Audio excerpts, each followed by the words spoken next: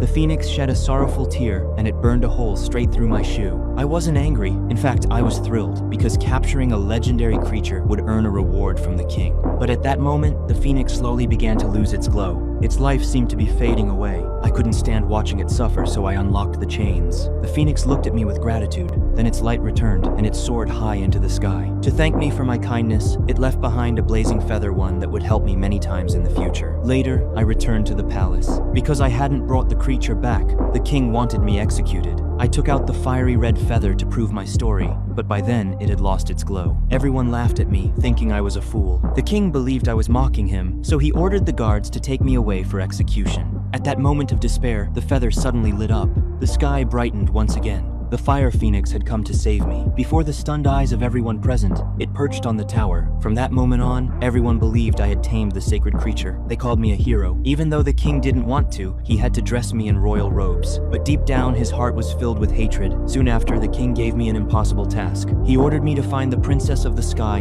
and bring her back so she could marry him. He thought I would die somewhere along the dangerous journey. But the king was disappointed I safely arrived at the princess's gate. Just as I was about to enter, a wall of ice blocked my path. For a moment, I felt helpless. Then the blazing feather floated into the air and shot into the ice wall, melting it instantly. But I didn't notice that my little donkey had been swept away. By the freezing riverbank, I soon found the princess of the sky. But when she learned that she was supposed to marry an old king, she angrily ran toward the cliff and dragged me down with her. At the very last second, my little donkey appeared and saved us both. She finally agreed to return to the palace with me. But when she met the king, she said that if he wanted to marry her, he had to bring her the heart of the ocean, a treasure swallowed by a giant whale. So the king summoned me again. Obviously, he wanted me to take on yet another impossible mission. We arrived at the place he mentioned, but we couldn't find the whale the princess had described. Worse still, a massive tsunami was rushing toward us. My little donkey dragged me away, and we barely survived the giant waves. Then we realized something shocking: the island in front of us was actually the whale we had been searching for all along. It had been trapped there by humans. When it saw me,